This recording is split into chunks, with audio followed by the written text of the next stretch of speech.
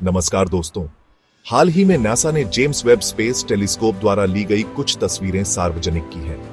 ये तस्वीरें वाकई में बेहद शानदार और अब तक की अनदेखी झलकियां हैं, जो हमें ब्रह्मांड के बारे में हैरान कर देने वाली बातें बताती हैं। इनमें से एक तस्वीर हमें 13.1 अरब साल पहले की झलक दिखाती है और एक दूसरी फोटो में एक ऐसे ग्रह का पता चला है जहां पानी यानी H2O मौजूद है। तो आइए आज की इस वीडियो में इन नई खोजों को समझने की कोशिश करते हैं। The James Webb space telescope अब तक का सबसे बड़ा और सबसे शक्तिशाली स्पेस टेलीस्कोप है। हर तस्वीर एक नई खोज है और ये हमें ब्रह्मांड को ऐसे देखने का मौका देती है जैसा हमने पहले कभी नहीं देखा। ये टेलीस्कोप ब्रह्मांड के पहले तारे और पहली आकाश गंगाओं की रचना तक को देख सकता है। ये वाकई में बहुत रोमांचक है। दोस्तों, इस टेलीस्कोप को बनाने में करीब $10 बिलियन यानी लगभग 83,000 करोड़ रुपए का खर्च आया। नासा ने इसके डिजाइन और डेवलपमेंट में 25 साल लगाए और सबसे दिलचस्प बात यह है कि यह टेलीस्कोप इतनी ठंडी जगह पर है कि इसकी ऑपरेटिंग टेम्परेचर -266.75 डिग्री सेल्सियस है। मतलब यह लगभग एब्सोल्यूट जीरो के करीब है, जो कि -273 डिग्री सेल्सियस होता है। तापमान इससे नीचे नहीं जा सकता। इसीलिए ये टेलीस्कोप हबल टेलीस्कोप की तरह धरती के चारों ओर नहीं घूमता, बल्कि सूरज के चारों ओर घूमता है, वो भी धरती से करीब 15 लाख किलोमीटर दूर, जिसे L2 पॉइंट कहा जाता है। यहाँ ये एक खास पोजीशन पर सूरज के चारों ओर पृथ्वी की परछाई में रहता है।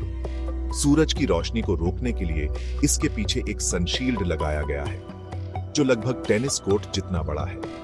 अब एक मजेदार बात, इस टेलीस्कोप की फोकल लेंथ कितनी है जानते हैं? अगर आप DSLR कैमरा यूज करते हैं तो आपको पता होगा कि कैमरे में 24 mm 50 mm की लेंस फोकल लेंथ होती है, लेकिन इस टेलीस्कोप की फोकल लेंथ 131.4 मीटर है। जी हां, मीटर में। और इसका मेन मिरर 705 किलो का है। अगर आप इसके और टेक्निकल पहलुओं को जानना चाहते हैं तो मैंने इसके ऊपर पहले एक वीडियो बनाया है, लिंक डिस्क्रिप्शन में है। चलिए अब सीधे उन तस्वीरों की बात करते हैं। सबसे पहले जरा एक बार इलेक्ट्रोमैग्नेटिक स्पेक्ट्रम को देखिए।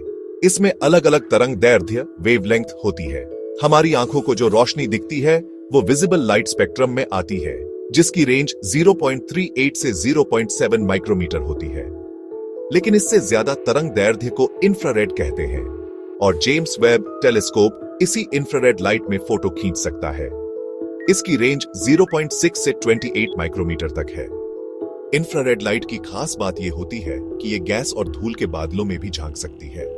इस टेलीस्कोप में दो खास कैमरे लगे हैं, NER cam near infrared camera और MIRI मिड इंफ्रारेड इंस्ट्रूमेंट। अब एक तस्वीर देखिए, ये NIR कैम से ली गई है। जब नासा ने ये तस्वीरें जारी की थीं, तो सोशल मीडिया पर धमाल मच गया था। लेकिन जब यही तस्वीर MIRI कैमरे से ली गई तो उसमें कुछ अलग नजर आया।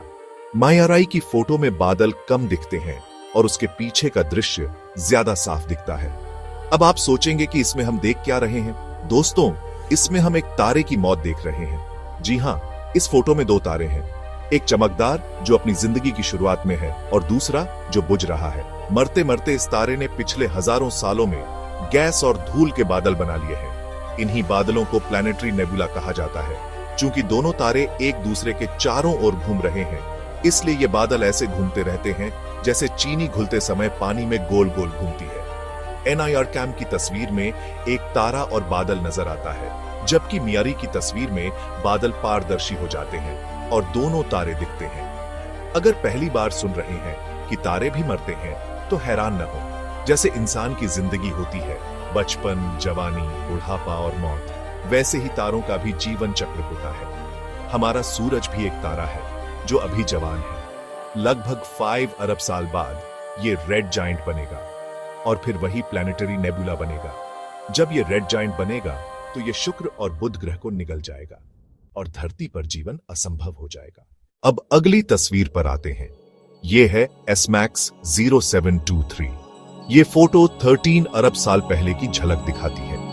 अमेरिकी राष्ट्रपति जो बाइडेन ने इसे ब्रह्मांड के इतिहास की एक नई खिड़की कहा था। इस तस्वीर में कई आकाश गंगाएं गैलेक्सीज हैं और सामने की आकाश गंगाओं की गुरुत्वाकर्षण शक्ति ग्रेविटी इतनी ज्यादा है कि वो पीछे की रोशनी को मोड़ देती है। इसे ग्रेविटेशनल लेंसिंग कहा जाता है।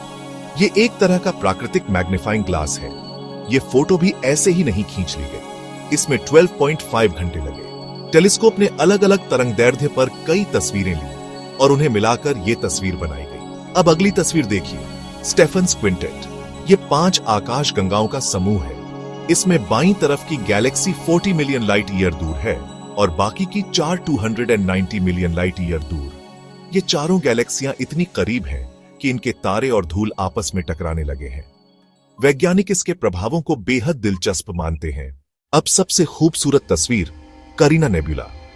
ये एक चमकदार गैस और धूल का बादल है जिसे कॉस्मिक क्लिफ्स नाम दिया गया है।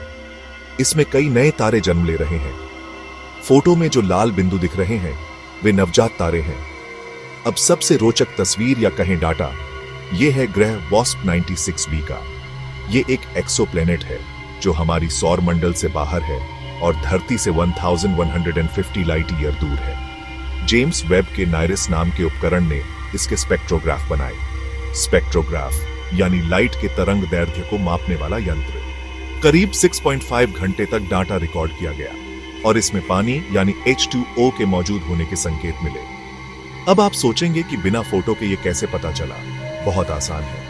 जैसे पत्तों में क्लोरोफिल लाल और नीली रोशनी को सोख लेता है और हरे रंग की रोशनी को लौटा देता है, वैसे ही पानी भी कुछ खास तरंग दैर्ध्य को सोख लेता है। तो इस ग्रह से आती रोशनी को जब मापा गया तो उसमें पानी के सिग्नेचर मिले। हालांकि खुश होने की जरूरत नहीं है। इस ग्रह पर जीवन की संभावना नहीं है क्योंकि यहां का तापमान 530 डिग्री सेल्सियस है। अगले कुछ महीनों में जेम्स वेब एक और एक्सोप्लैनेट को स्कैन करेगा, ट्रैपिस्ट 1e। यह धरती से सिर्फ 40 लाइट ईयर दूर है। इसका साइज, मास, डेंसिटी, ग्रेविटी लगभग धरती के बराबर है और वैज्ञानिक मानते हैं कि यहां लिक्विड वाटर भी मौजूद हो सकता है। बस अब इंतजार है कि आने वाले महीनों में इस ग्रह का वातावरण, एटमॉस्फेयर भी चेक किया जाएगा। तो दोस्तों, उम्मीद है ये वीडियो भी आपकी जानकारी बढ़ाने वाला रहा होगा। अगर पसंद आया हो तो बाकी की वीडियो भी जरूर देखें। धन्यवाद। फिर मिलेंगे अगली वीडियो में।